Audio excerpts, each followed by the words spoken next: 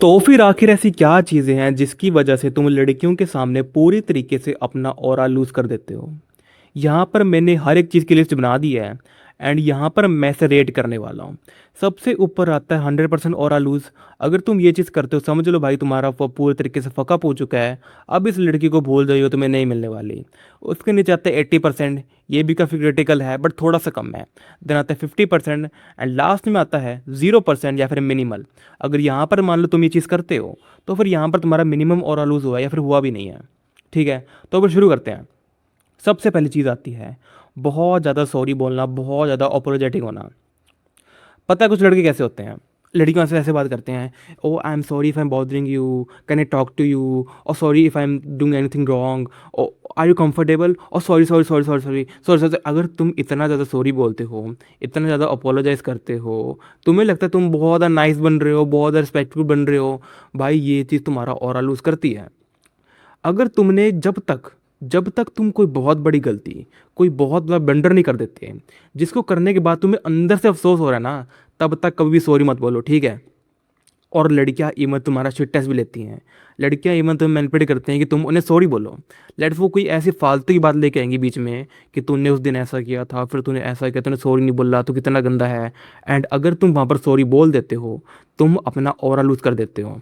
जब तक तुम कोई बहुत बड़ा ब्लंडर, कोई बहुत बड़ा गलती नहीं कर देते, तब तक तुम्हें लड़की के सामने सॉरी नहीं बोलना है और बहुत ज़्यादा अपोलोजेटिक तुम्हें नहीं होना है। तुम बहुत बड़े चूतिए लगते हो। ये चीज़ तो लड़कों के सामने मत करो भाई, लड़कों के सामने मत करो, लड़कियों के सामने तो बिल्कुल नहीं करनी। नेक्स्ट आता है, अगर तुम उसके सामने कोई फाइट हार जाते हो, इसको हम डालेंगे 80% में। देखो मेरे स्कूल टाइम की बात है, मेरी गर्लफ्रेंड होती थी, मेरी बंदी होती थी, और उस टाइम एक बंदे ने मेरी बंदी को थोड़ा छेड़ दिया था। उससे बातें वगैरह करने की कोशिश करी थी, उसे पटाने की कोशिश करी थी। उसके बाद मैंने उसे धमकी दी कि तू आगे से कभी ये काम नहीं करेगा, और तू नहीं किया, मेरे से बुरा कोई नहीं होगा, ठीक है? अगले दिन पता क्या हुआ? वो बंदा 10 लड़कों के साथ आया मेरे को पीटने के लिए, और उस टाइम मेरी वहाँ बंदी भी साथ में थी, ठीक है? और वहाँ पर क्या हुआ, हमारी लड़ाई हुई एंड वहाँ पर मैं गंदे तरीके से पिटा। बिकॉज ऑब्वियसली बात है, 10 बंदे हैं, मैं कहाँ से लड़ूंगा? मैंने लड़ने की कोशिश करी, एक आधे घूसे मारे, लात मारी, बट वहाँ पर मेरी भी गंदे तरीके से पिटाई हुई थी। अब क्या यहाँ पर मैंने ऑरा लूज़ किया? किया होगा, बट इस चीज़ से मेरी बंदी को तो फ़र्क नहीं पड़ा। मेन चीज़ यहाँ पर ये आती है कि क्या तुम वहाँ पर लड़के भाग जाते हो?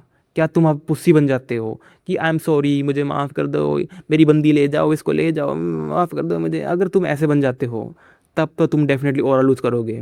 बट अगर वहाँ पर तुम लड़ते हो अपने पूरे एफर्ट के साथ, इवन हार भी जाते हो, एंड तुम्हारी बंदी ये चीज़ देखती है कि हाँ भाई बंदा मेरे लिए स्टैंड ले सकता है, मेरे लड़ सकता है, वो चीज़ तुम्हारा और ऊपर लेके जाती है।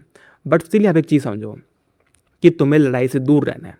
बिकॉज कुछ नहीं पता, तुम्हारे ऊपर एफआईआर हो जाए, क्या हो जाए। बेस्ट थिंग तुम ये कर सकते हो कि तुम किसी तरीके से सिचुएशन से निकलो, या उस सिचुएशन में फंसो ही मत, ठीक है? लेट्स तुम्हारी बंदी साथ में है और तुम्हारे सामने 10 लड़के आते हैं लड़ने के लिए। अब यहाँ पर तुम ये देखो तुम कैसे निकल सकते हो।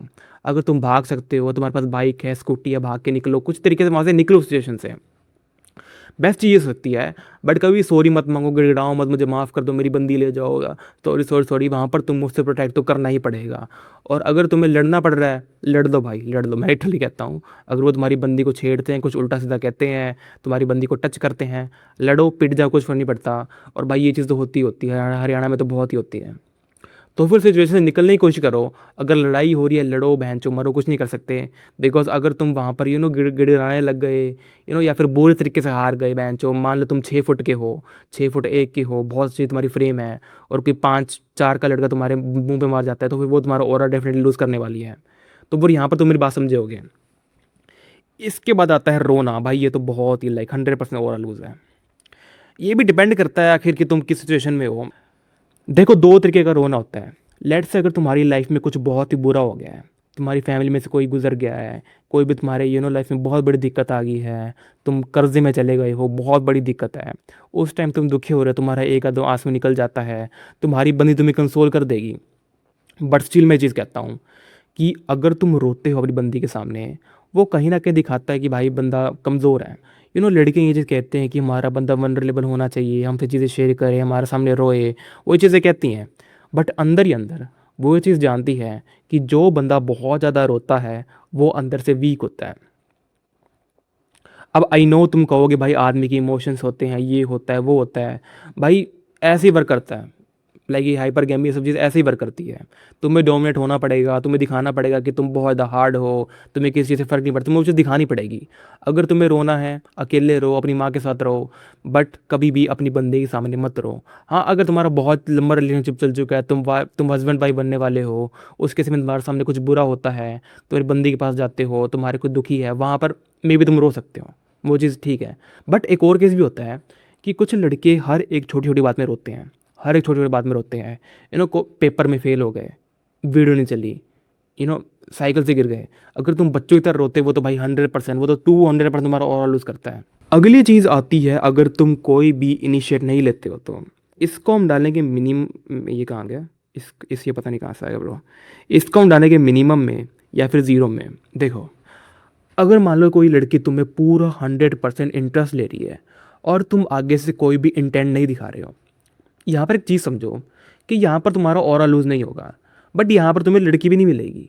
यहाँ पर तुम फ्रेंड जोन हो जाओगे या फिर कुछ भी नहीं होगे।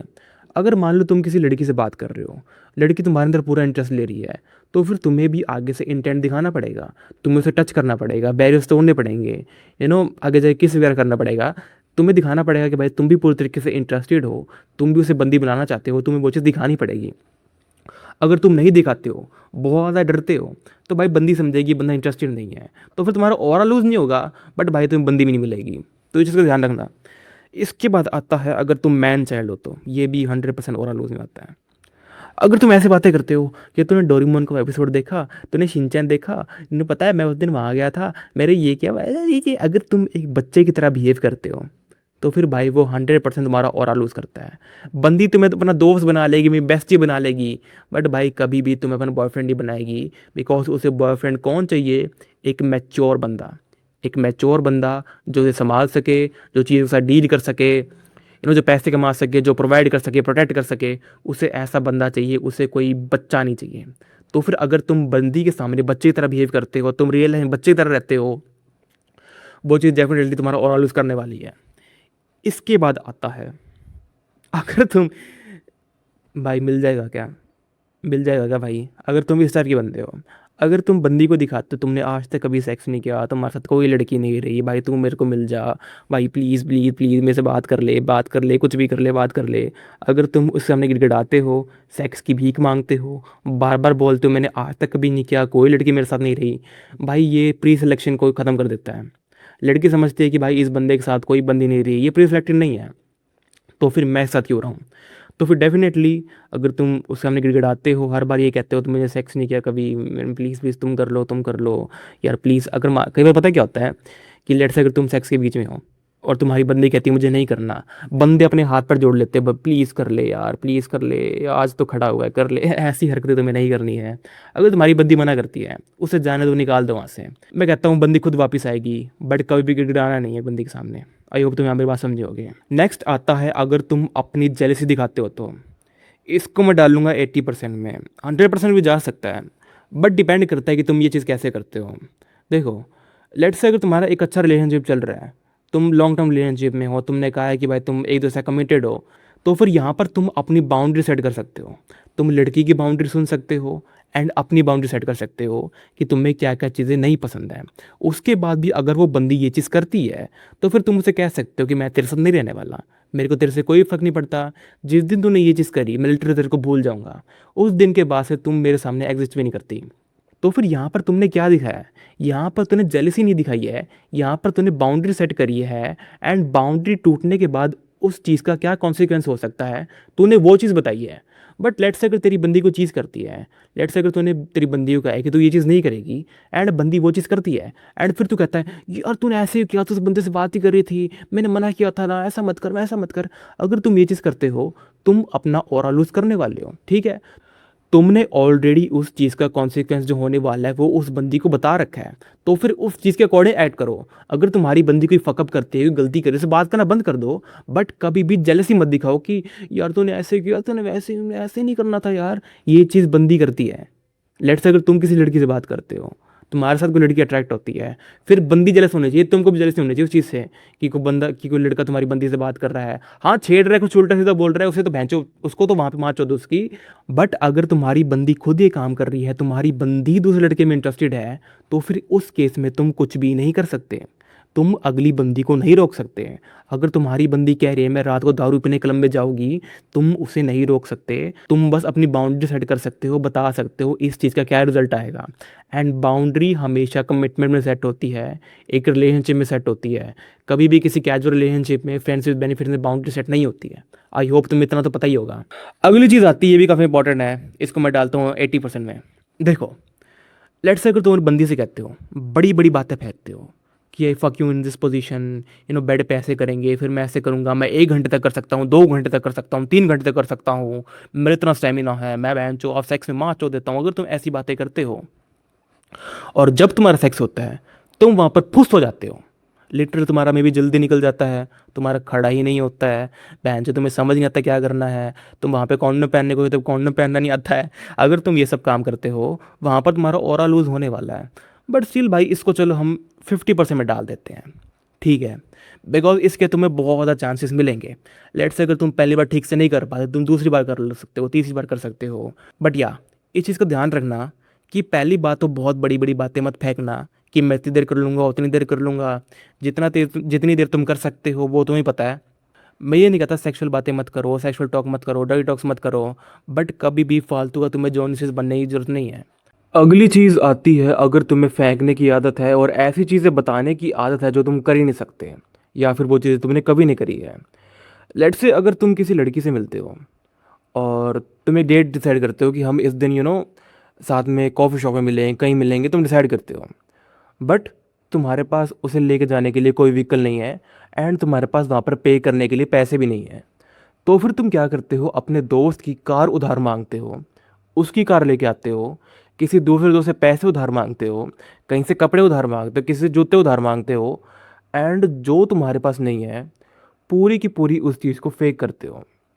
तुमने एक बार किया, चलो लड़की इंप्रेस हो गया, मैंने मान ली बात, बट जब तुम दूसरी बार नहीं कर पाओगे, तीसरी बार नहीं कर पाओगे, तो फिर उस लड़की को तुम्हारी रियलिटी पता लग जाएगी। तो फिर शुरुआत से ही तुम्हारी जो भी रियलिटी है तुम्हें वही लड़की को दिखानी है, कभी भी तुम्हें फेक नहीं करना है। अगर तुम फेक करोगे और बाद में पकड़े जाओगे, उससे तुम्हारा बहुत ज़्यादा ऑरा लॉस होगा, बिकॉज लड़की ने पहले कुछ और एक्सपेक्ट किया था और बाद में तुम कुछ और ही निकले। तो फिर फेंकने की आदत और नकली चीज़ें दिखाने की आदत अपने ऊपर मत डालो। जब तुम्हारे पास होगा दिखा देना, जब तक नहीं है जैसा है वैसे दिखाओ। इसको हम डालेंगे 80% में। अगली चीज़ आती है, अगर उसकी फ्रेंड्स, उसकी बेस्टीज, उसकी गर्ल बेस्टीज तुम्हारे बारे में गॉसिप करती हैं। अब ये इसके दो तरीके हो सकते हैं, एक में तुम्हारा ऑरा बहुत ज़्यादा ऊपर जा सकता है और एक में तुम्हारा ऑरा बहुत ज़्यादा कम हो सकता है, बिकॉज लड़कियां अपनी फ्रेंड्स से बहुत ज़्यादा इन्फ्लुएंस होती हैं। लेट्स से अगर उसकी फ्रेंड्स तुम्हारे बारे में ऐसी बातें करती हैं कि देखो लड़का कितना हॉट है, कितना अच्छे कपड़े पहनता है, कैसे बोलता है, कैसे चलता है, यार लड़के को देख, लड़के को देख, उतना ही तुम्हारा ऑरा ऊपर जाएगा। बट अगर उसकी फ्रेंड्स तुम्हारी बेइज्जती मारेंगी कि वो तो गंदा सा लड़का है, वो तो सुबह नहा के नहीं आता है, मैंने उसे ये करते हुए देखा था, दारू पीते हुए देखा था, नशे करते हुए देखा था, वो तो गंजेड़ियों के साथ रहता है, अगर उसकी फ्रेंड्स तुम्हारे बारे में गंदी बातें करती हैं तो उससे तुम्हारा ऑरा लॉस होगा। तो उसमें दो तरीके हो सकते हैं। यहाँ पर हम ओवरऑल लॉस की बात कर रहे हैं, तो फिर यहाँ पर एक बात समझ जाओ कि अगर तुम किसी लड़की को पटाना चाहते हो तो फिर तुम्हें ये चीज़ मेक श्योर करनी पड़ेगी कि उसकी फ्रेंड्स में तुम्हारी नज़र अच्छी है, वो तुम्हारी तारीफ़ करते हैं, कभी भी तुम्हारी बेइज्जती नहीं करते हैं।